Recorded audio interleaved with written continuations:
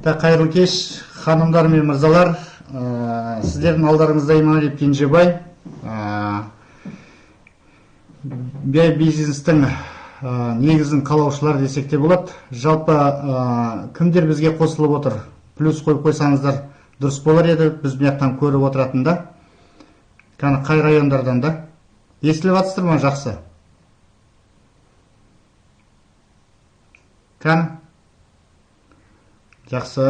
Жақсы. Так. Негізі мен өзімді таныстыра кетейін. Өзім бұл бизнесте жүргенімізге жолдасымыз екеуміздің 14 жыл уақыт. 14 жылдың ішінде жалпы біз 26 мемлекетте болдық та жолдасымызбен бірге. Негізі бизнесте қалай жұмыс жасау керек та? Ең бірінші мен өзім тренерскийді бітіргем, физкультурныйды бітіргем. Оқу бітіргеннен кейін 2 жыл тренер мұғалім болып жұмыс жасадым. Одан кейін барып масло комбинатта замначальник охрана болып істедім, мобильный группаның бастығы болып істедім.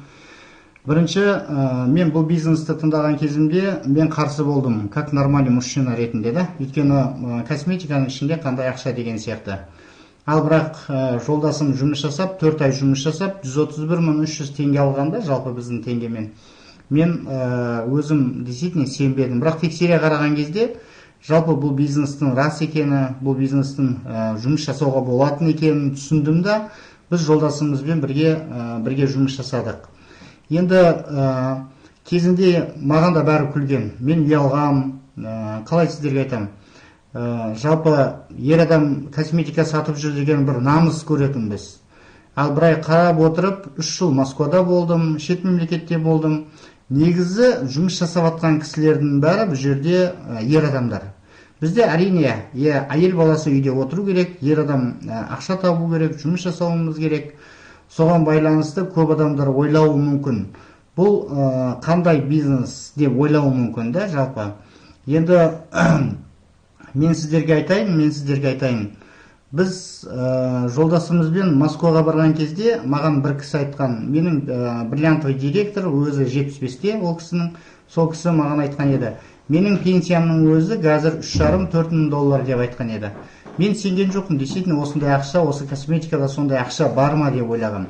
Ал бірақ біз қалай жолдасымызбен бастадық, 1000 доллар, 2000 доллар, 3000 доллар, 4000 доллар компаниядан 6000 доллар алдық. 6000 доллар алған кезде мен действительно көзім жетіп, действительно осындай нәрсе осы жерде бар екенін көріп, біз соның арқасында шет мемлекетке 2 рет, жылына 2 рет саяхат жасайтын болдық та. Енді маған жолдастарым күлген кезінде, жолдастарым күліп, сол жолдастарыма маған айтты, ой, сен жасайтын жұмысын емес, ер адам мына жерде не істеп жүрсің сен, бұл жерде қандай ақша бар ма деп күлген. Сол кезде мен жолдастарымды жинап, мен ол кісілерге айттым, мен баламды үйлендірем ертең. Жалпы оқуға түсірем, жалпы үй әперем, жалпы балама сен маған көмектесе аласың ба деген кезде, менің достарым маған теріс қарап кетті. Әрине, әркімнің семьясы өзіне керек. Сондықтан бұл жерде нағыз ер адамдардың істейтін жұмысы. Сол мысалы кейбір адамдар жүр ғой, қолдарының бәрі жаңағы былайша жалпақ тілмен айтқан кезде қап-қара болып, үстерінің бәрі май-май болып жұмыс жасап жүр. Бұл жерде таза жұмыс жасауға болады. Қазір 21 ғасырдың жалпы жұмысы. Жалпы бұл жерде негізі кішкентай ғана миды ұяту керек. Мимен жұмыс жасасаңыз, сіздер үлкен ақшаға табыс көзіне жетуге болады. Бізде жалпы мұна менің өзімнің семьяма келетін болсам, бала-шағама келетін болсам, мен өзім әр адамның өзінің бір несі болады ғой жаңағы, не дейді андай? Несі болады ғой жаңағы? Жақсы көретін нәрсесі да. Мен өзім жақсы көретін нәрсем негізі атты жақсы көрем. Жалпы спортта футболды жақсы көрем да. Сол өзім, действительно өзім нені жақсы көрем, қазір менің балдарым да соны жақсы көреді. Енді ер адам деп ойлаймын, мен ол баланы өзіміз сияқты тәрбиелеп, өзіміз қандай жұмыс істеп, қандай табыс тауып, үйде бала-шағаны асырайтын болсақ, жалпы біздің балдарда келешекте өзінің семьясын осылай табыс тауып, өзінің семьясын нормально, как Қазақстанның жалпы қай мемлекеттің болса да бір беделді азаматы ретінде жұмыс жасап, өзінің семьясына үлгі көрсетуге болатын. Мен действительно осыған көзім жетті. Біз қазір осы жерде жұмыс жасап жатырмыз. Енді өздеріңізге жалпы белгілі, біздің жалпы компанияның қалаушылары ағайындарды, Роберт Йони софилниктер, ол кісілер ер адамдарда. Негізі көп адамдар ойлауы мүмкін, бұл бизнес әйел баласын деп жоқ, бұл бизнестің негізін қалағандар ер адамдар. Маған ұнағаны да сол да. Содан кейін мен осы жерде жұмыс жасап жатырмын да, жолдасыммен бірге. Біздің жалпы президентіміз Магнус, ол кісі де ер адамды, оны да бәрі біледі, компанияның негізі президенттері. Негізі қай мемлекетке барсақ та бізде жиналатын основной жалпы жұмыс жасайтын ер адамдармен и семейный параларда. Мынау жалпы біздің генеральный директорлер, компанияның руководстволарының бәрі ер адамдарда. Мына жерде өздеріңіз көріп отырсыздар, бұл кісілер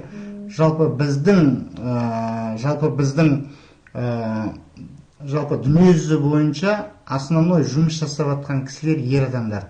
Бұл кісілер $10,000-дан $1 миллион шейін алып жатқан кісілер, өзіміз сияқты қарапайым кісілер. Бұл кісілер енді мен если сіздерге айтайын, мен если өзім мысалы ақша болмаса, бұл жерде не қылам мен жүріп та, мен бұл жерде ақша болған кейін осы жерде жүрмін да. $1000-дан бастап мен $24,000 шейін жалпы компаниядан қазір сыйақы алдым. Қазір пенсиямыздың өзі біздің $4,500-5,000 зарплатаға қосыпты. Енді шет мемлекетке бардық. Шет мемлекетке барған кезде жалпы өзім 9 жыл бокспен айналысқам, 9 жыл бокспен айналыстым. Бокстан мастер спортамын.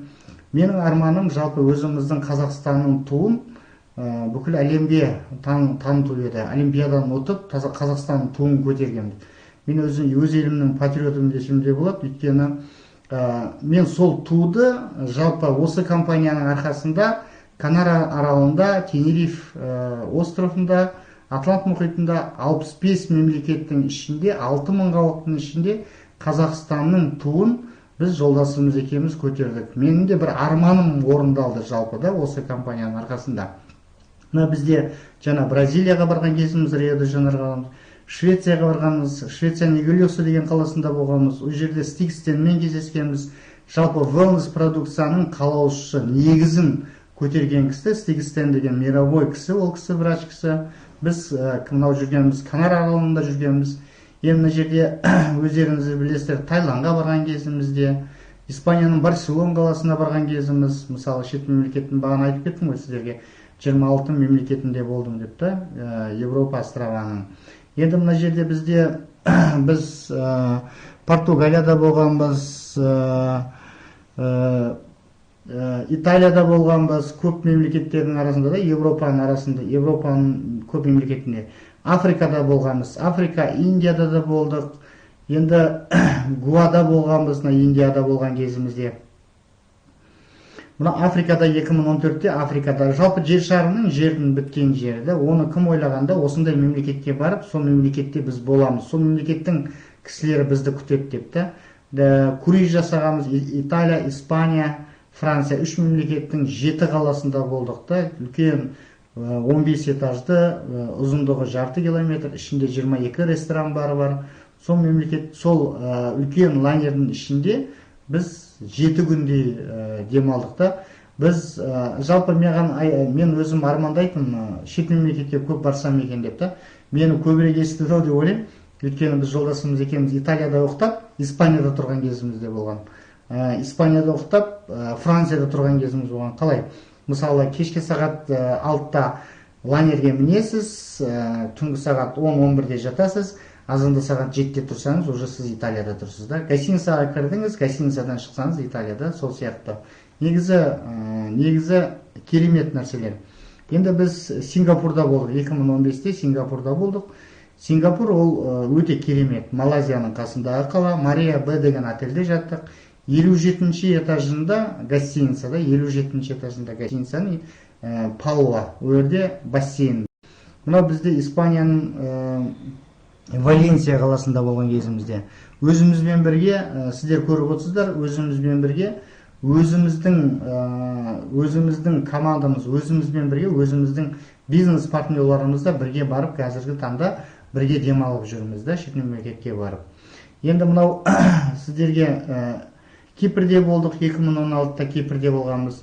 Кипрде Турция мен Грецияның ортасында. Керемет қала, өте керемет қала. Содан Кипрден кейін біз Сочиге ұштық. Сочиде жалпы қазір бізде Болгария болып жатыр да. Сочи ол біздің командамыздан жалпы мен сізге айтайын 71 адам да командамыздан барды Сочиге. Енді ойлаңызшы, қанша адамдардың, өз еліміздің патриоты болмасақ, қараңызшы, қанша адамдардың өмірін өзгертіп жатыр да, қанша адамдар соның бәрін көріп, соған қаншама рахмет айтып та бізге да. Негізі бұл жұмыстың бір кереметтілігі, сіз жұмыс жасайсыз, жұмысыңыздан рахат аласыз да, жалпы ләззат аласыз деген сөз ғой, сондай бір кереметтілігі. Енді ары қарай көрсеңіздер болады, біз әр адамның арманы жалпы бала-шағаның арманын, жалпы бала-шағаның нәтижесін жоғары көтеру дейді ғой, жаңағы несін көтеру. Сол біздің қызымыз бізбен бірге Дубайға да барып демалып келді да, Абу-Дабиде болдық, Дубайда да болдық қызымызбен бірге да, жалпы. Енді біз осы Старый Новый годта, осы биылғы Старый Новый годта Майамиде болдық. Американың қаласы елі, өте керемет Майами. Бұл жерден жалпы сіз жұмыс жасасаңыз, қыстан жазға апарады. Жазға барып демалып келесіздер. Ол жаққа барған кезде мен бір нәрсені түсіндім. Жалпы адам баласы өмірдің ағысына қарай ағу керек екен. Қазір 21 ғасырда тек қана жұмыс жасау керек. Қазір жалқаулардың уақыт емес, жалқаулардың қазір өмір сүретін күн емес. Қазір тек қана әрекет жасап, кішкене басты қимылдатып, бағана айтқандай жұмыс жасасаңыз, сіздер үлкен жетістікке жетесіздер. Сіздерді күтіп отқан нәрсе өте көп, өте мықты. Енді біз жаңа лауреаттарға беретін премия бар ғой, сол Королева Сильвиямен кездесіп, сол премияны алғанбыз. Ол жолдасымыз екенбіз, үлкен қол, алтын комнатада болдық. Оның ішінде жолдасымыз екенде Королеваның просто бір-екі ауыз сөздің өзі адамның жалпы рухын дейді ғой, жаңа күшін қандай көтереді да. Ол кісімен қасында болып, ол кісінің қолынан премия алғанбыз жолдасымыз екенбіз бірге. Енді мен сіздерге айтайын, жалпы өз елімнің жаңа бағана айтып кеттім ғой, патриот ретінде деп. Енді ол мынау бізде 25 жылдық. Жалпы өзіміздің елдің 25 жылдығына орай, жалпы біз жеке кәсіпкеріміз. Қазір жеке кәсіпкерлерді Қазақстан жалпы қай мемлекет болса да қатты көтеріп жатыр. Өйткені біз елімізден не аламыз емес, елімізге не береміз деп өмір сүріп жатырық деп ойлаймын. Өйткені біздің алған ақшамыздан өкіметке біз налог төлейміз да, официально налог төлейміз. Соның арқасында қанша мың адам мысалы айлық алып отыр, қанша адам пенсия алып отыр деген сияқты. Сондықтан мына бізге төс белгісін 25 жылдыққа Қазақстанның 25 жылдығына орай бізге берген төс белгі. Бұл Қарлаш екеуміз жаңағы бір жылда қанша налог төлеп жатырық та, өкіметке деген жаңағы жұмыс не беріп жатырық та. Енді сіздерге айтайын деп отырғаным ер адамдарға, бұл ұяты жұмыс емес, бұл нағыз ер адамның жұмысы, істейтін жұмысы. Просто өзіңіз ойланып көріңіз, өзіңіз керемет ойға түсіп көрсеңіз болады. Өйткені бұл жерде $1000 бастап $1,000,000 алуға шейін мүмкіншілік бар. Қазіргі таңда біз жолдасымыз екеуміз $24,000 шейін премия алдық. Бағана ғана өзімді таныстырып кеттім. 3 бала шағамыз бар. Үлкен қызымыз 3-ші курста оқиды, екінші ұлымыз жаңағы Дарын мектебінде оқиды. Кішкентайымыз 6 жастағы, ол гимназияда оқиды. Мен ойлаймын, осы бизнестің арқасында жалпы өзім 180 градусқа өзгеріп, жалпы өзімнің семьямның арасында жолдасыммен бірге бақытты өмір сүріп жатырмын деп ойлаймын. Сондықтан мен сіздерге де сондай керемет жалпы өмірді, жалпы керемет жалпы жұмысты мен сіздерге де бірге жасаймыз ба деп ойласам екен. Ендігі сөз кезегін мен жолдасыма берейін. Жолдасым ауысып та. Саламатсыздар ма, достар? Мен есімім Иманалиева Қарлығаш. Жалпы мен не үшін бұл проектке келдім? Мен келген себебім, бізге ақша керек болды. Маған ақша керек емес деген адамға мен айтам, иди к психиатру. Себебі балаша аяққа тұрғызу үшін, тамақ әперу үшін, киім әперу үшін бәріне ақша керек. Бұл нәрсеге сенбеймін деген адамға, я в это не верю деген адамға мен не деп жауап беремін? Веришь, не веришь, система работает. Ты можешь встать и уйти и быть бедным всю жизнь. Но ты можешь остаться, поверить мне, изменить свою жизнь. Егер сіз бізде сенетін болсаңыздар, біз сияқты өмірлеріңіз өзгереді. Біз осы компанияда жұмыс істеген уақытымыз қазір бізде болды 14 жыл. 14 жыл ішінде біз кенже айтты ғой, демағамыз 26 мемлекетте. Мен де сіздер сияқты қарапай адаммын. Сіздер сияқты. Мен де бізде кенже көке жайке жоқ. Біз таза еңбекпен өзіміз аяққа тұрғанбыз. Мамандығым информатика математик. Мамандық күшті авторитет. Бірақ сол авторитетпен менде ол кезде 2 балам бар еді. 2 балама мен дұрыс тамақ бере алмайтын едім. Йогурт пен банан. Не істейміз йогуртты? Аламыз айран, малина варенье, малиной йогурт. Мен авторитетім кімге керек? Элементарный бала мен қызыма дұрыстап тамақ бере алмасам, дұрыстап киім бере алмасам. Қазір біз бала мен қыздарымызға шетелде брендовый киім беріп отырмыз. Кенже екеуміз үйлендік. Кенже мен ең алғаш жігітім, алғаш махаббатым. Біз үйлендік, бізде той болған жоқ. Любой қыздың арманы ақ көйлек кию, фата кию болады. Айттым Кенже, ничего, Қарлығаш, қызын тұрмысқа шыққан кезде ақ көйлек кигіземін деп. Зато қазір осы Арифа маркасында қазір менде бар 15 бальный көйлегім бар. Осы Арифа маркасында. Бізде 2015-ні өзі компания бізге 5 той істеп берді. Бірінші құттау, бізде бұл Медеу. Медеуде, Алматы қаласында біздің спонсорымыз Нұрия Ахметова, Серік Ахметов бізді құттап белгілі қазақтың әншісін шақырды. Жалпы екінші құттау бізде бұл Валенсияда. Судың бетінде 65 мемлекеттің ішінде біз атымызды атап сахнаға шығарған кезде біздің кенже екеуміз жас жұбай ретінде қызыл дорожкамен жүріп, біз сол кезде де мықты марапаттау болды.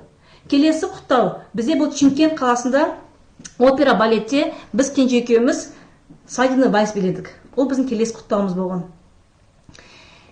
2015-те біз кенже екеуміз жаңа звание жапқан кезде бізде компания Алматы қаласына шақырып, Рояль Тулипке бала шағымен бірге гостиница, президентский гостиница бізге жалпы номерді алып, бізде президентский номер 4 тройки и бізге құттаған.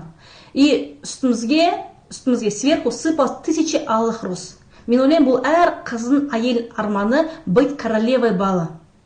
Ол кезде сіздің балдарыңыз сізге әр қадам басқансың, рахмет деген сайын, сіз түсінесің, осы, яғни, айтайын орысша, будешь гордиться своим бизнесом, будешь гордиться собой, то, что ты это сделала. Осы жұмысты істеген үшін өзіме мақтан тұтасыздар. Келесі біздің құттауымыз 17 қаңтарда бізде кенже екеуміздің 20 жылдықты біз Абу-Даби қаласына тойладық. 20 жылдық тойымызды. Тағы мақтан тұтатын мен өте бақытты әйелмін. Өткені мен балдарын, қызым арманын қазір орындап жатырмын. Туған күндеріне өзен сүйікті герой, супергеройды туған күндеріне шақырып, мықты сыйлықтар беріп, мықты қызыма кезінде киім әпере алмай кезде, кеше Дубайға барып, мен таңдаған шубасын әперіп, ол мен ойлаймын, әр әйелдің арманы, әйелдің арманы. Және біз кенже екеуміз жыл сайын шетелге барған сайын бізде медовый месяц болады. Ол да, мы ойлаймын, это гордость, как быть счастливой женщиной. Біздің мақтанышымыз, ол біздің командамыз. Бізге сенген адамдар. Әр командамыздың мүшелеріміз әр қайсы үй алыватса, әр қайсы счет ақша алыватса, балдарын оқытыватса, ол біз үшін үлкен мақтаныш. Жалпы біздің жұмыс, это бизнес отношения. біз тек қана жұмыс емес, бізде жалпы еще біз бұл бизнесте біз қарым-қатынас, семьямызбен демаламыз біз.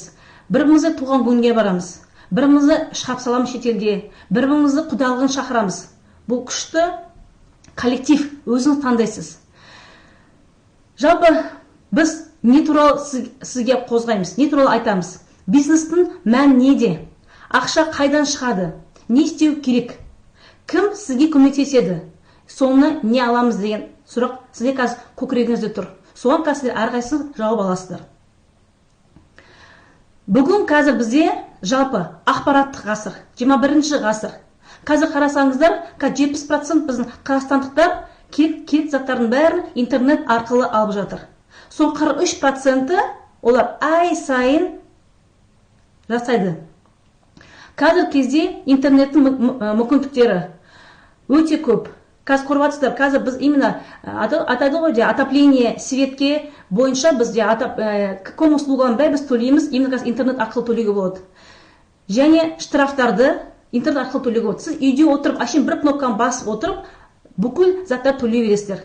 Интернет арқылы зат аласыздар. Қазір байқап жатсыздар, қазір Инстаграм арқылы, интернет арқылы киім, көліктерді, машинаны, жалпы даже үйлерді алуға, болып тұр, мүмкіншілік алуға. Ақша аударуға болады. Кез келген қалаға сіздер ақша аудара аласыздар.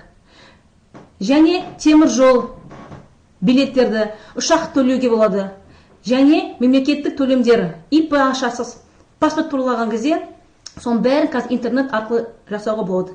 Және бұрын біз қызбен жігіт танысатын болсақ, свидание арқылы болып болса, қазір бәрі интернет арқылы бір-бірімен танысып жатыр. Яғни қазір бізде 21-ші ғасырдың несі, қазір бәрі интернет арқылы. Үйде отырып, бір кнопканы басып істейсіздер. Бізде қазір фирма бар. Фирма бізге керек заттарды қазір шығарады. Адамдар бар, сол заттар кімге керек екен. Және біз бармыз. Фирма бізге ұйымдастырған товар айналым үшін процент төлеуге дайын. Біз сіздерге не ұсынамыз? Біз сіздерге қазір әрқайсыңызға интернет магазин ашуға ұсынамыз. Яғни тікелей тапсырыс. Яғни заводтан сіз тікелей интернет арқылы өзіңіздің керек заттарды аласыз. Ол өте тиімді. Біздің бизнес өте қарапайым. Сіздің жұмысыңыз дисконт картаны көп адамға тарату арқылы сіз өзінің мыңдаған тұтынушыларды сетінді құрасыз. Әркім өзіне керек заттарды алып отырады. 1000 адамды біз қайдан аламыз? Дарасаңыз, қазір біз осы жұмысты біз бәріміз істейтіміз, бірақ тегін. Қалай? Біз бірімізге ұсынамыз. Мықты врачтарды ұсынамыз, мықты портнихаларды ұсынамыз, мықты ресторан, кафеды ұсынамыз, бірақ тегін. А сіз бұл жерде сол адамға өзің қолдаған затыңызды ұсынған үшін компания сізге төлейді ақша. Егер сіз екі адам табатын болсаңыздар, сол екі адамға ұсынатын болсаңыздар, ол екі адам өзінен кейін не істейді? Екі адамға ұсынады. Қанша адам болады? Болады 4 адам. 4-еу әрқайсысы ұсынатын болса, екі адамға болады 8 адам. Әрқайсысы ұсынатын болса, өз адамдарына болады 16. Жалпы болады бізде 30 адам. Егер сол екі адам емес, сіз 3 адам ұсынатын болсаңыздар, 3 адамға. 3 адам әрқайсысы өзінен кейін 3 адам ұсынады. Ол өзінен кейін 3 адамға. Қанша адам болады? 81 адам болады. Жалпы бәрі қосқан кезде 120 адам болады. Егер сіз 3 адамға емес, ұсынғаныңыз 5 адам ұсынатын болсаңыздар, 5-еу әрқайсыны өзінен кейін ұсынады 5 адамға. Болады 25 адам. Өзінен кейін ұсынады 5 адамға. Болады 25 адам. Әрқайсысы өзінің ұсынған өзінде болады 780 адам. 780 адам әрқайсысы әшейін 5000 теңге өзінге керек шампунь, сабын ұсынған өзінде сіз болады айлан болады, товарооборот болады. Яғни товарообороттан сіздің доходыңыз болады 22%. Яғни сіз 858 000 теңге компаниясы төлеуге дайын болады. Адам тағы қақтан аламыз? Я сізге айттық қой, біз қазір жалпы адамдар, қазір біздің балдарымыз, жастар қазір азынан кешке қақта отырады. Отырады, интернет тұрады. Интернетті отырады, әшейін біреудің өмірін аңдып, анау не істеп қойды, не қойды деп. Сіз бұл жерде интернет арқылы сіз өзінің бизнесіңізді құруға болады. Яғни сіз таныстарды Facebook арқылы, Одноклассник арқылы, Instagram арқылы табуға болады. Жалпы қазір біздің жұмысымыз, сіз бөтен магазинді өзіңіздің жеке оңай магазинге ауыстырыңыз. Өзін естіп көріңізші. Сізде өзіңіздің жеке магазин болатын болса, сіз шампунь, сабын, витаминдерді қай магазин аласыз? Конкурент аласыз ба? Көршіні аласыз ба? Әлде өз магазин аласыз ба? Әрине, өз магазин аласыздар. Ол өзіңізге тиімділік. Ақша қайдан келеді? Ақша товары обороттан шығады. Фирма бізге жасаған товар үшін ақша төлейді. Біз сатпаймыз. Біз тек қана өзіңізге үйге керек заттарды, шампунь, сабын алып тұрасыз. Адамдар тек қана өзіне, әрқайсысы өзіне керек заттарды алып тұрады. Яғни сіздің жұмысыңыз осы процесті ұйымдастыру. Яғни өз онлайн магазинге клиентті жинау. Магазин ішінде не болады? Магазин ішінде сізде 1,5 өнім бар. Шаштың ұшына шейін, аяғы қолданатын заттар бар. Шампунь, сабын, косметика, витаминдер. Сол заттарды сіз 100 адамға ұсынатын болсаңыздар, 100 адам әрқайсысы 5.000 теңге зат алатын болса, өзіне тек қана заттар керек заттар алатын болса, сізде, яғни магазиніңізде болды товар оборот болды 500.000 теңге. 500.000 теңгенің 10% сізге түседі доход, яғни 50.000 теңге. А егер сол 100 адам 10 алатын болса, сізде магазиніңізде бұл товар оборот қанша болды? 1 миллион теңге болды. Сол 1 миллион теңгеден аласыз доход 10%, яғни аласыз 100.000 теңге доход. Егер сіз қомақты ақша алыңыз келсе, үлкен товар айналым жасасаңыз, үлкен ақша жетесіз. Бізге ақша шығады товар обороттан. Адам саны емес, товар обороттан бізге ақша шығады. Қанша төлейді? Табыс, яғни байланысты товары оборотқа. Енді қараңыз, мына бізде бар ақша шығатын бар, кестеміз бар. Егер сіз 3%-ге шығатын болсаңыздар, 150 балл 6 адаммен жасауға болады. Немесе 3 адаммен 50 балл жасауға болады. Немесе 2 адаммен 100 баллмен жасауға болады. Немесе 1 адам жеке өзіне 150 балл істейтін болса, сізде айлығыңыз 3.000 теңге мен 5.000 теңге аралығында шығады. Егер сіз 6%-ге шығатын болсаңыздар, командамен болса, командамен бірге 450 балл болатын болса, 25 баллмен 18 адам болады. Немесе 50 баллмен бұл 9 адам, немесе 5 адам 100 балдан болады, немесе 3 адам 150 балл істейтін болсаңыздар, сізде доходыңыз 7.000 теңге көлемінде болады. 9% командамен бірге 900 балл, яғни 25 балдан болса 36 адам командамен бірге. Немесе 50 балдан болса 18 адам, немесе 9 адам болса 100 балдан, немесе 6 адам 150 балдан, немесе 9 адам 200 балдан істейтін болсаңыздар, сізде айлығыңыз 25.000 теңге көлемінде болады.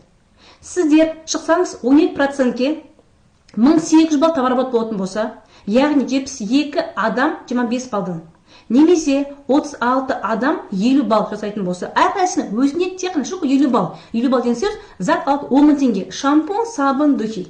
Түсініп қоя. Немесе 18 адам 100 балл жасайды товар оборот. Немесе 12 адам 150 балдан, немесе 200 балдан істейтін болса 9 адам, сіздің айлығыңыз болады 25-тен жоғары қарай. 15% 3000 балл командамен болатын болса, 120 адам 25 балл деген сөз заказ беретін болса, 5.000 теңге әрқайсысы өзіне зат алып болса, керек заттарды сіз уже шығасыз, 45 мың айлыққа шығасыздар. Немесе 50 балдан 60 адам, немесе 30 адам 100 балдан, немесе 20 адам 150 балл істейтін болса, немесе 200 балдан істейтін болса 15 адам, сізде 45 мың теңге айлыққа шығатын бұл мүмкіншілік. 18% бұл командамен бірге 5000 балл. Яғни 200 адам 25 балдан беретін болса. Немесе 100 адам 50 балдан, 50 адам 100 балдан, 34 адам 150 балдан, немесе 25 адам 200 балл істейтін болса, сіздің айлығыңыз 45 мың 65 мың аралығында болады. 22% деген сөз доход товар обороттан сізге доход түседі 22% деген сөз. 7500 балл командамен бірге, 25 балдан 300 адам, 50 балдан 150 адам, 100 балдан 75 адам, 150 балдан 50 адам, немесе 200 балдан 38 адам болатын болса, сіздің ақшаңыз 65 мың 200 теңге ақша аласыз. Яғни ақша шығады товар обороттан. Бұл жерде ақша табуға қанша болады? Сіздің интернет магазиніңізден тұрақты 1000 клиент әрқайсысы 5000 зат алатын болса, сізде товар оборот болады. Қанша болады? 5 миллион теңге болады. Со 5 миллион теңгеден доход сіздің түсет қалтаңызда 10%, яғни 500 мың теңге табыс түседі. Табыс біз қалай аламыз? Бұл бизнес бізде официальный, легальный, банктен счет ашып, ипіңізді ашып, жеке кәсіпкер боласыз, банктен әр 21 күн сайын ақша аласыз. Яғни біз айлық аламыз, жылына 17 рет біз айлық аламыз. Және $1000 бастап $1 шейін бізде премия алуға мүмкіншілігіміз бар. Соцпакет, декретный, пенсия бәрін аласыз. Және ең маңызды нәрсе бизнесті мұраға қалдыруға болады. Яғни сіз бриллиант болдыңыздар ма, бриллианттан бастап өзіңіз демаласыз. Жылына 2 рет Европа острова. Сіздің балаңыз жұмыс нөлден бастамайды. Сіздің балаңыз қақтан бастайды өзіңіздің деңгейіңізден. Яғни бриллианттан бастап ол жоғары көтеріледі. Екеуін шығарады ма, старший бриллиант, та екеуін шығарады ма, дважды бриллиант. Арғай кете береді. Бұл бизнестің, яғни келешегі бар деген сөз. Кез келген адам жұмыс істеген кезде өзіне сұрақ қою керек қой. Мен жұмысым келешегі бар ма, әлде жоқ па? Мұғалім жұмыс істейсің 30 жыл, 40 жыл, шақсың пенсияға. Кабинетіңді өз орнынан балалардан қалдырамайсың. А біздің бизнесте жұмыс істейсің ба, бұл бизнесті бала шағаны келешекке қалдыруға болады. Біз сізге не ұсынамыз? Біз сізге интернет-магазин қожайын болуға ұсынамыз. Яғни сіздің магазиніңізде күнделікті қажетті заттарыңыз бар. Бұл косметика, шампунь, жуынатын заттар, аксессуар, балаларға дәрумендер, ароматтар бар. Сізге жеке офис ашуға, немесе қызметкерлерге айлық төлеуге керек емес. Барлық нәрсе компания партнер өз мойнына алып отыр. Бухгалтериян, доставкан, бартын. Сіздің жұмысыңыз тұтынушының санын көбейту, яғни товар айналымының көрсеткішін жоғарылату.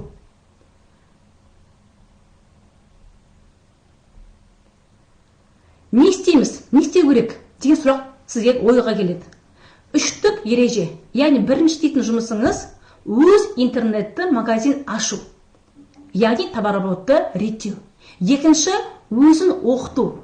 Осына қазір бізде айттық қой, онлайн бизнес бізде, вебинарлар арқылы, YouTube канал арқылы, WhatsApp, Telegram арқылы үйренесіз, үйде отырып үйренесіз. Үшінші, өз интернет магазиніңізге тұтынушыларды санын көбейтесіз. Бизнестің мәні неде? Бірінші, адал клиенттерді үлкен көлемде товарды айналымын ұйымдастыру. Екінші, ақша қайдан шығады? Ақша, яғни шығады товар обороттан. Үшінші, не істеу керек? Адам шақыру, команда жинау, оқу керек. Төртінші, кім сізге көмектесуге міндетті?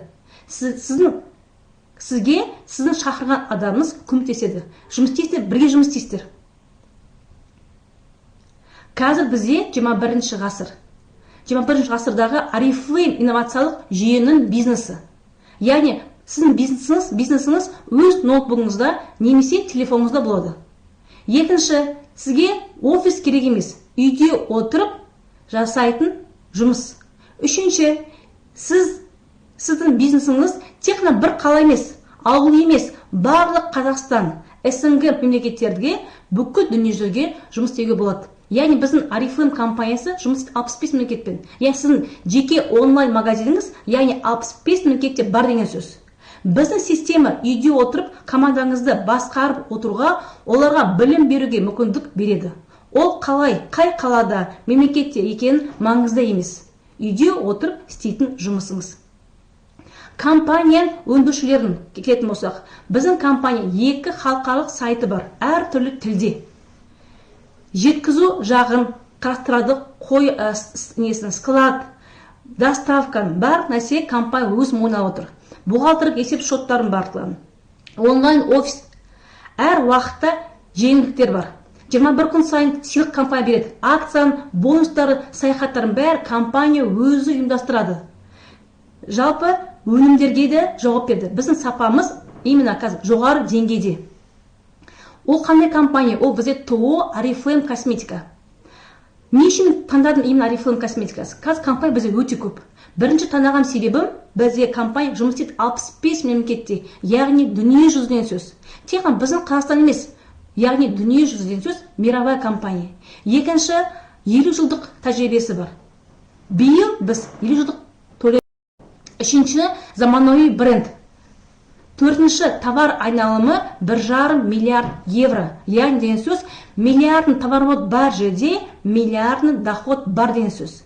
И бесінші, ресми айлық. Яғни айлықты сіз аласыздар банктен официально счет ашып. Қолмен-қол емес, официально банктен счет ашасыздар и доходтан төлейміз, налог төлейміз.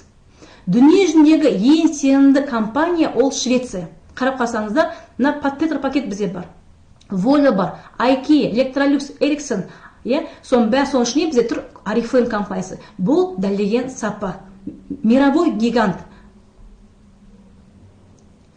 Жалпы әр адам армандайды. Әр адам нені армандайды? Үйді армандайды, көлікті армандайды, жылдық өзін демалысты армандайды, отбасымен бірге.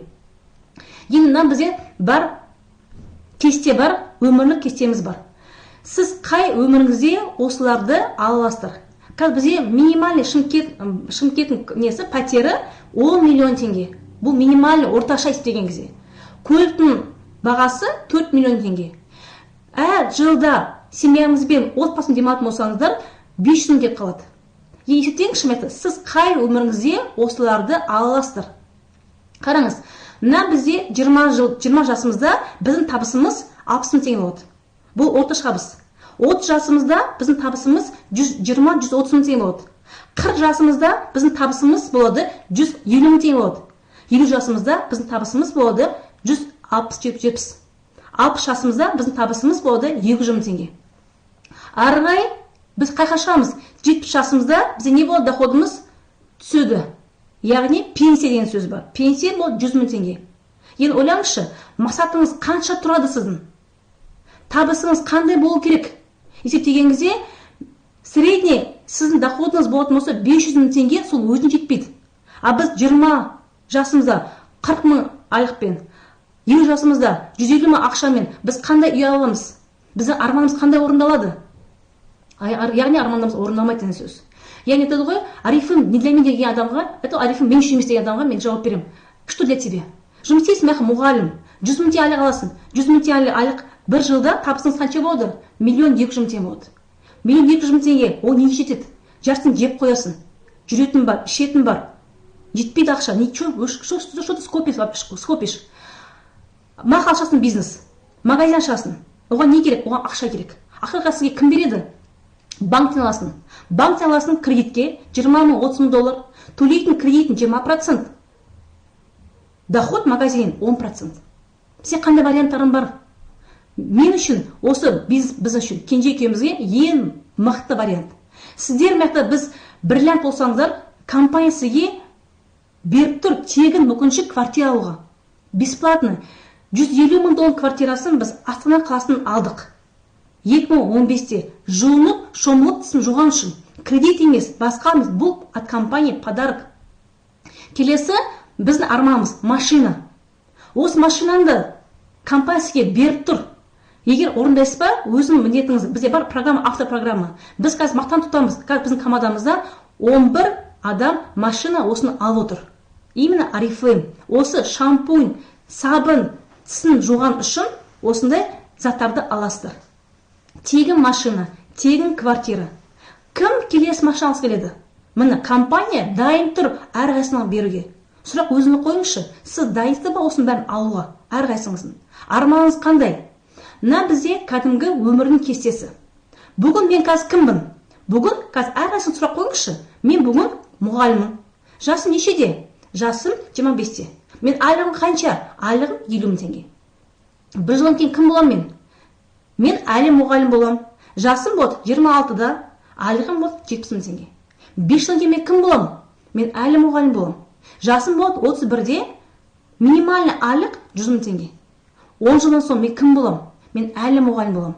Жасым 41-де болады, айлығым болады 130 мың теңге. 22 жылдан кейін мен кім болам? Мен болам зейнеткер. Жасым болады 63-те, мен қанша пенсиямен шығам? 70 мың теңге пенсиямен шығам. Oriflame бірге өміріңіздегі кестең. Oriflame бірге істейтін болсаңыз, бізбен бірге. Бүгін мамандығыңыз консультант. Жасың 25-те. Доход 33 мың теңгеден бастап 80 мың теңге. Яғни 3%-тен бастап 22%-тен шейін доходыңыз. Бір бір жылдан соң кім боласыз? Минимальный, асықпай істейтін болсаңыз, минимальный боласыз. Кім боласыз? Боласыз, директор компания боласыз. Жасыңыз болады 26-да, доходыңыз болады 80 мың теңге. Премиумыңыз $1000, банкет плюс автопрограмма кіресіз. 5 жылдан кейін сіз кім боласыз? Боласыз, алтын боласыз, директор компания боласыз. Жасыңыз болады 31-де, доходыңыз болады 100 мың теңге бастап, 300 мың теңге доходыңыз аласыз 21 күн сайын. Банкет плюс $1,500 премия, плюс $2,000 премия, плюс золотая конференция. Жылына бір рет демаласыз. 10 жылдан кейін сіз кім боласыз? Минимально асықпай істейтін болсаңыз, минимум сіз бриллиант боласыз. Жасыңыз болады 41-де, доходыңыз болады 500 мың теңге, миллион теңге арасында. Банкет, премия $4,000, $6,000 премия аласыздар. Жылына демаламыз 2 рет. Европа, острова. 22 жылдан кейін сіз кім боласыз? Минимально сіз біз сияқты боласыз, исполнительный. Біз осы званияны жасағамыз 14 жылдың ішіне. Бүгін онлайн системамен қазір Россия, Украина, Китай, Индонезия бұл званияны істеп бір жылда. Бір жылда $24,000 премияға алуға мүмкіншілік бар. 8 звания жасап. Жасың болады 63-те, бұл асықпай істейтін болсаңыздар. Доходыңыз болады 1 миллионнан бастап 2 миллион теңге шейін болады. Премия $8,000, $10,000, плюс премия болады $24,000. Жылына демаласыз 3 рет. Европа, острова, семьямызбен демаласыз. Таңдаңызшы өзіңіз. Сізге қай кесте сізге өзіңізге ұнайды? Не десеңіздер, бізде ең қымбат қазір уақыт, время, валюта бұл уақыт. Кешегі уақыт өтіп кетті, бүгін алмайсыздар. Уақыт зымырап жатыр. Бірақ сен түсіндірші, мы все в этой жизни не молодеем, мы стареем. Бүгін жасым 41-де. 10 жылдан кейін жасым болады уже 51-де. Яғни бұнда күш, энергия уже болмайды деген сөз. Яғни қараңыз, біздің қазір кенжекеміз доходымыз, жыл табысымыз 32 миллион теңге. Және сізге айттым ғой, мұғалім жұмыс істейсіз, 100 мың теңге айлыққа жұмыс істейсіз, доходыңыз болады 1,2 миллион теңге. Сіз бір жыл тапқан ақшаңызды 1,2 миллион теңгені біз кенже екеуміз тауытымыз қазір 15 күнде. Айырмашылығы бар ма? Айырмашылығы әрине бар. Қай суманы таңдайсыз? Бізде план успехадан бастап, план успеха бойынша $1000 бастап $24,000 шейін ақша алуға мүмкіншілігіңіз бар. Ақша керек па? Пожалуйста. Керек па машина? Пожалуйста. Керек па үй? Пожалуйста. Шығарсаңыз 24 адамды шығарсаңыз $1000 аласыз премия $100,000. Бұл нағыз біздің істейтін жұмыс. Себебі туатымыз 10 бала, 10 құдағымыз бар, құдашаңыз бар, құдағиыңыз бар. Ішетіміз шай. 24 адамды біз спокойно бермей таба аламыз. Жетістік сатысы. Біздің система әр қашан өсудің жолын қарастырған. Сіз өз ойыңызға кірмеген айлық аласыз. Бізде Арифлемде 14 жастан бастап тіркеп жұмыс істеуге болады. Яғни, бізде өзіміздің арамызда біздің өзіміздің қызымыз бар. 2 бұл Гүлноза. Жасы қазір 18-де. Бірақ осы проект жұмыс істеген уақыты 16 жасында бастаған. Египетке барып келді. Сочиға барып келіп, отбасымен бірге жұмыс істеді. Годовой доходы 18 жас қыздікі 2,5 миллион теңге. Есептеңізші өзіңіз. 18 жастың қыздың дипломы бар ма? Жоқ. Стажы бар ма? Жоқ. Яғни, бұл бизнесте қарамайды жасқа, қарамайды мамандыққа, қарайды тек желание өмірді өзгертуге. Яғни, 18 жас қыз істейтін болса, әрқайсыңыз қолын келетін сөз. Агайдарова Райхан, үйде бала күтумен отырған келіншек. Годовой доходы $1,100,000. Ек баласымен, былтыр барып келді Египетке демалуға. Биыл құда қаласа Болгария жоспарлап отыр. Ташкенбаев Акелжон және Тоқтиева Насиба. Сарыағаштың кісілері өзінің жеке бизнесі болған, нан жабатын цехы болған, огороды болған. Қазір екеуі семейный бизнес жұмыс жасап, осы проекті қазір годовой доходы 2,7 миллион теңге. Яғни основной доход осы жұмысқа таңдап отыр. Осы 2 отбасы. Керімбаева Қадиша, мамандығы бухгалтер, жұмыс істеген акимиатта. Бірге демалып шетелде, Кипрді, Сочида. Қадишаның өзі 15 мемлекетте тегін демалып келді. Годовой доходы Қадишанікі 5,5 миллион. Компания алды, машинасын алды. Қазір осы машинаны қазір отбасымен бірге айдап жүр. Сапарбаев Саулебек және Қаракөшекова Гүлмира. Бұл отбасылық жұп. Гүлмираның годовой доходы 2,6 миллион теңге. Гүлмира өзі музыкант, қобызшы. Біз Гүлмен танысқанымыз пойызда. Гүлмен мен танымаймын. Пойызда танысып, бүкіл мүмкіншілігін бәрін көрсеттім. Гүлмира соны сен алам деді, жұмыс істеді, соны сен бәрін алды. Жолдасы Сәулебек, годовой доходы 1 200 000 теңге. Яғни отбасылық кіріс бірге қазір осы неге кіріп отыр. Кадырова Айжамал командасымен бірге Сочиға демалып келді. Биыл лайнерге бірге демаламыз. Годовой доходы Айжамалдікі 5 миллион теңге. Годовой доходы. Басакалов Женис 5 баланың әкесі. Сочиға барып келді және «Измени себя» проекттің жеңімпазы. 300 000 теңге алды. 5 баласы бар, келіншегі бар. Бірге демалдық. Мына біздің командамызда қыздар мен жігіттер. Осы проектті жұмыс жасап, осы проектті сеніп, 1000 доллардан бастап 2000-4000 долларға шейін премиясын алған. Яғни адам сеген адам істейді. Сіздер әрқайсыңыз өзіне сенетін болсаңыздар, осы ақшаны бәрін аласыздар. Біз арасанше тарифы или безарифы, мы все моемся, купаемся, чистим зубы. Тарифы или безарифы біз жұмыс істейміз басқа жерде. Бірақ мынандай мүмкіншілік бізге ешкім бермейді. Асып бөлі солай істейсіз. Істейтін нәрсеңіз адамды шақыру, әдемілікке, байлыққа, техно үйрету арқылы ол табыс табатын болса, сізде көтерілесіз. Яғни біздің жұмыс адал. Мысалы қараңыздар, менде басқа жұмыста мен ойым арам болады. Мына адам жұмыста кетіп қалса, завуч. Мен орным боламын, завуч. Базарда бірін көрамайды. Мына адам алып қалса ғой, мен товар өтеді. А бізде қалай? Біз сізді тіркедік. Сізбен жұмыс істейміз. Тем более біз жұмыс істейміз бірге, командамен бірге. Біз сізге бір ветка құруға көмектесеміз. Екінші ветканы өзіңіз ай қашқаны бастап, өзіңіз құрасыз.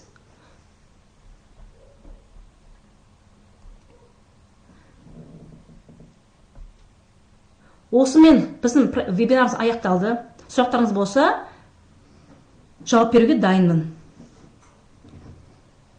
Қиыншылықтар болады. Соны дайын болу керек. Кез келген жұмыста қиыншылықтар болады. Кез келген. Мұғалім болып жұмыс істейсіз, қиыншылық бар ма, жоқ па? Әрине болады. Жұмыс істейсіз, врач болып, дәрігер болып, қиыншылық бар ма, жоқ па? Әрине болады. Кез келген жұмыста қиыншылық болады. Біздің қиыншылық, қиыншылық. Бірінші қиыншылық адам күледі, сенбейді, кекетеді. Екінші қиыншылық жұмыс істейміз наличныймен, ақшамен. Қарызсыз. Сол қиыншылыққа дайын болсаңыздар, біз сияқты үлкен жетістікке жете аласыздар. Қазір бізге күлген адам, Кенже айтпақшы, күлкісін тия алмай жатыр. Біз Кенже екеуміз тағы бір арманымызды орындадық. Біздің Кенженің арманы болған үлкен үй, вилла.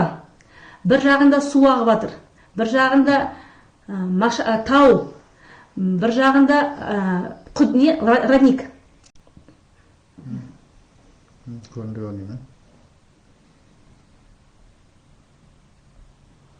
Сейчас видно нас? Сейчас нас видно?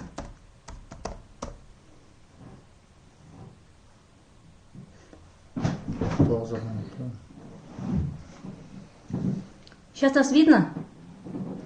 Видно и слышно. Видно и слышно, Дима. Ага. Сұрақтарыңыз бар ма қоятын бізге? Бизнес без вложений. Мен жұмыс бастаған кезде, мен 5 000 теңге бастағым. 5 000 теңге мамамнан қарыз алып бастағым. Маған Кенже айтты, бастасам баста, бірақ мен басымды қатырмай айтты. 5 000 теңге мамамнан қарыз алдым. Шампунь, сабын, дөке товар алдым.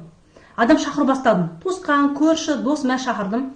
Шақырған, дедім ба, тіркеп алдым. Жоқ дедім ба, молодец, кірмей қойдым. Шампунь, сабынды зат аласы мен дедім. Саттым, пайдасын көрдім. Сондықтан мен қазір 5 000 теңге салып, 14 жыл бұрын. Қазір ақша отырмыз, 1 000 000 теңге отырмыз ғой. Сол 5 000 теңге бастап арқылы. Негізі, жаңа жолдасым айтып жатыр ғой. Әрине бәрі түсінбеушілік көп болады.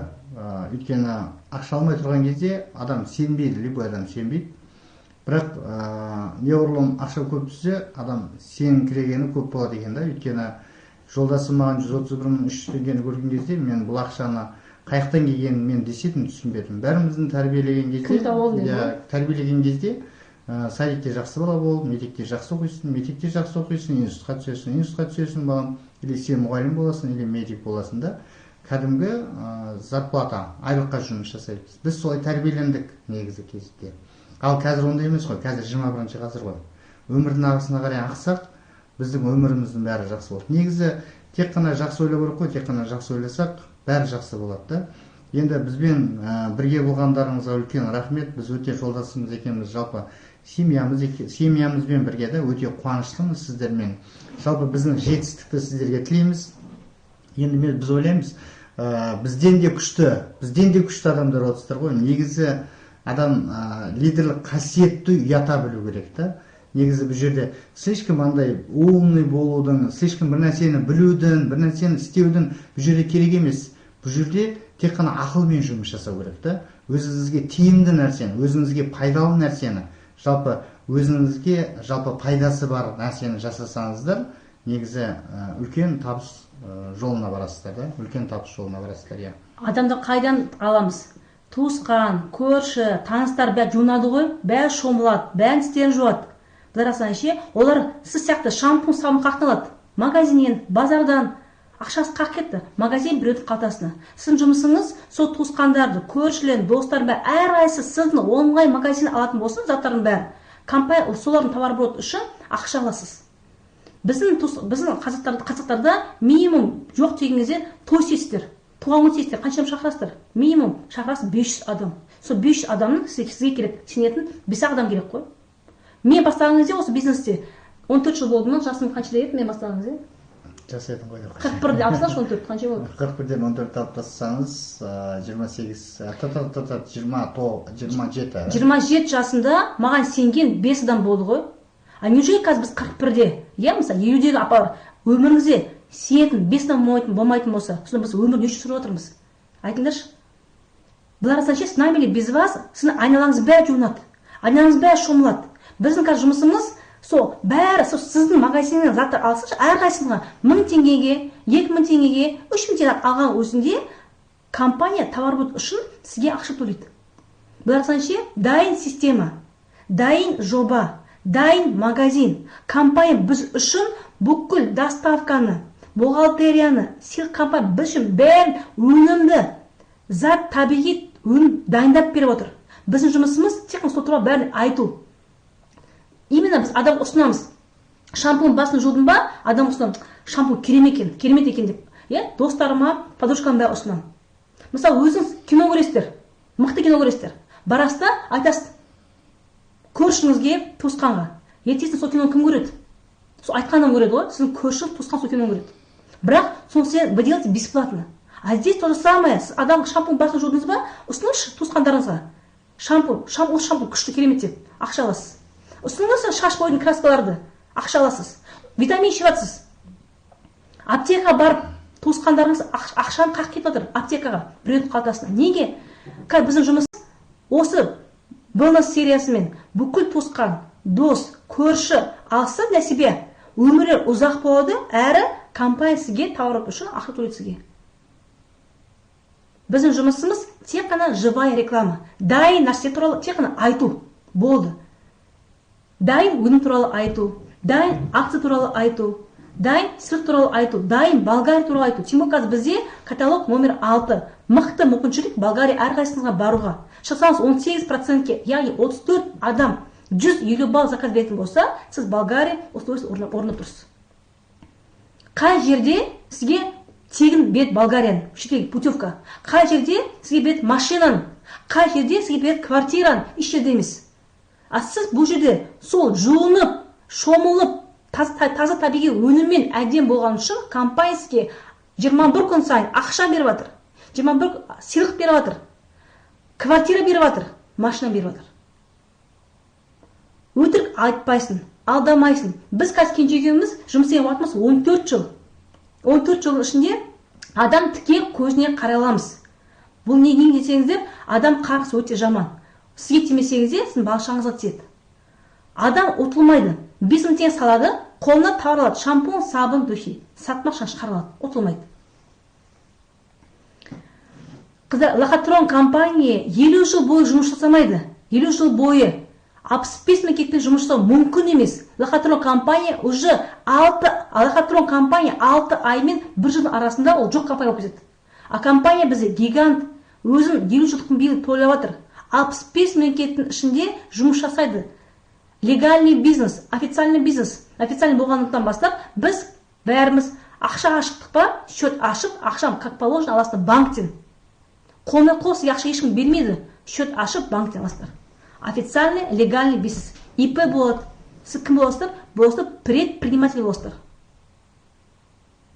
Бизнесмен боласыздар, жеке кәсіпкер боласыздар. Алған ақшаңыздан жалпы 3% өкіметтен налог қоясыз. Өйткені біздің компания официально Қазақстанға заң жүзінде тіркелген. 65 мемлекетке заң жүзінде тіркелген.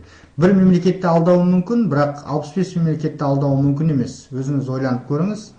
Негізі компания жаңа Қарлығаш айтқандай 50 жыл болды да, біздің Қазақстанға официально тіркелгеніне қазір 15 жыл болды, я. Тіркелу үшін не істеу керек? Тіркелу бізге тегін. Тіркелесіздер, үйіңізге заттар не керек? Шампунь, сабын адамға аласыз өзіңізге, сол шампунь, сабынды өзің танысыңызға, көршіңізге, подружкаңызға ұсынасыз. Болды. Бұл жерде ешкім ұтылмайды. Сабынма 5000 теңге, қолына аласың товар, шампунь, сабын. Сатасың ба, ақшаны шығарып аласың. Бұл жерде ешкім ұтылмайды. Қорқатын, қашатын, бұл арақ емес, бұл наркотик емес, бұл күнделікті адамға керек шампунь, сабын. Адам бала дүниеге келді, оны істейміз бала келген дүниеге. Шомылдырамыз, майлаймыз. Адам дүниеге келді, оны істейміз, шомылдырамыз, жаққызамыз. Яғни люди мылись, люди моются, люди будут мыться. Почему не орифлейм? Тағы сұрақтарыңыз бар?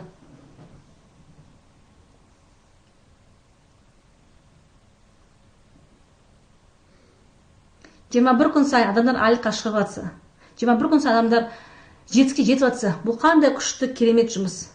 Сен жүрегін адал, таза, тек адамды өсіру арқылы, өз орнына қою арқылы, ол да өсетін болса, сіз де өсесіз. Тыңдағандарыңызға үлкен рахмет барлықтарыңызға. Сұрақтарыңыз жоқ болса, осы алтын уақытыңызды, осы 1 сағат уақытыңызды бөліп, бізбен болған үшін үлкен рахмет. Барлықтан танысқан өте қуаныштымыз. Бірге жұмыс жасайық. Осы мүмкіншіліктің бәрін бірге алайық. Шведтік беріп отыр ғой бәрімізге. Соны бәрін бірге алайық. Бәрімізге Құдай сізге де, бізге де 24 сағат уақытыңызды береді. Сол уақытты кім қалайды? Өнімдейді. Біреу өсек соғады, біреу жамандайды, а біреу мүмкіншілік айтады. Бұл біздің жұмысымыз, сол мүмкіншіліктің бәрін жеткізу. Әр қазақ бай болсын деп, бар болсын деп, қағайық әрбір үйге есік қағып, барлық халық байы үшін тек қана деп алға, кедейлікті жою үшін жұмыс жаса. Арифлейм қайда болса, Арифлейм қайда болса, табыс сонда, байлық сонда, жеңіс сонда. Дей отырып, Құдай қаласа табысқа бірге жетейік. Бірге жетейік табысқа. Рахмет. Рахмет сіздерге үлкен рахмет. Рахмет. Барлығыңызды жақсы көреміз. Барлығыңызға сенеміз. Сау болыңыздар.